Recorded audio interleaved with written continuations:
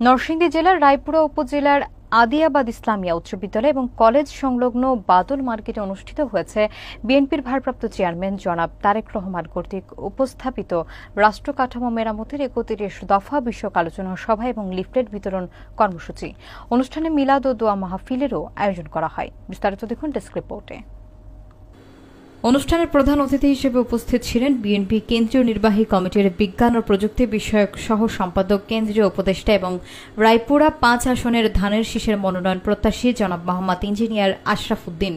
এ সময় নেতাকর্মীদের উদ্দেশ্যে তিনি বলেন, দেশকে বাঁচাতে, জনগণের অধিকার ফিরিয়ে আনতে এবং একটি গণতান্ত্রিক রাষ্ট্র ব্যবস্থা প্রতিষ্ঠা করতে তারেক রহমানের প্রস্তাবিত ৩১ দফা বাস্তবায়ন আজ সময়ের দাবি। আলোচনা সভায় স্থানীয় বিএনপি ও অঙ্গ সংগঠনের নেতাকর্মীরা উপস্থিত ছিলেন। কর্মসূচির অংশ হিসেবে বাজারের সাধারণ জনগণের মাঝে লিফলেট বিতরণ করা হয় এবং মিলাদ ও দোয়া মাহফিলের মাধ্যমে দেশের শান্তি ও মঙ্গল কামনা করা হয়।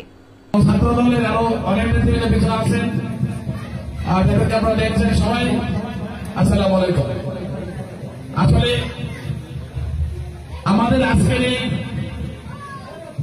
পথসভাটা বিশেষ করে আমরা যেহেতু প্রত্যেকটা ইউনিয়নে ৩টা থেকে ৪টা সমাবেশ করতে চাই, ২টা বা ৩টে ইউনিয়ন নিয়ে তাই অংশ বিশেষ। আমরা চাই না যে বড় বড় সমাবেশ করতে, কারণ আমাদের বিএনপি ভারপ্রাপ্ত চেয়ারম্যান বলেছেন যে আপনারা রাত্রে বলে মানুষের কাছে যান এবং এই ৩১ দফা নিয়ে যান। আমরা আজকে ভাবে করতে এসেছি, সেই সাথে আমাদের বিএনপি ভারপ্রাপ্ত চেয়ারম্যান তারেক রহমানের সে আগামী দিনে উনি কিভাবে রাষ্ট্রকে সুন্দরভাবে মেরামত করবে সেটাকে আমরা প্রকাশ করতে এসেছি।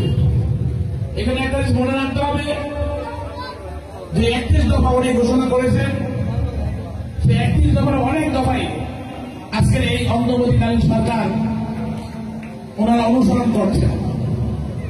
যেমন নির্বাচন কমিশনকে সুন্দরভাবে ঢেলে সাজানো, একটা স্বাধীন নির্বাচন কমিশন গঠন করা, এই ৩১ দফার মধ্যে আছে তত্ত্বাবধায়ক সরকার গঠন করা, এই ৩১ দফার মধ্যে আছে যাতে স্বাধীনভাবে আপনি ভোট দিতে পারেন, আপনার ভোটের অধিকার বাস্তবায়ন করা। এই ৩১ দফার মধ্যে আছে বাংলাদেশের সমস্ত জনগণের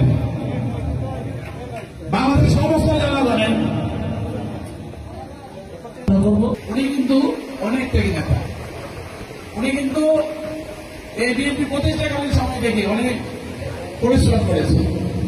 আমাদের অনেক নেতা আছেন এই আদিবাদ ইউনিয়নের, আজ পর্যন্ত কেউ তার স্মরণ করেনি।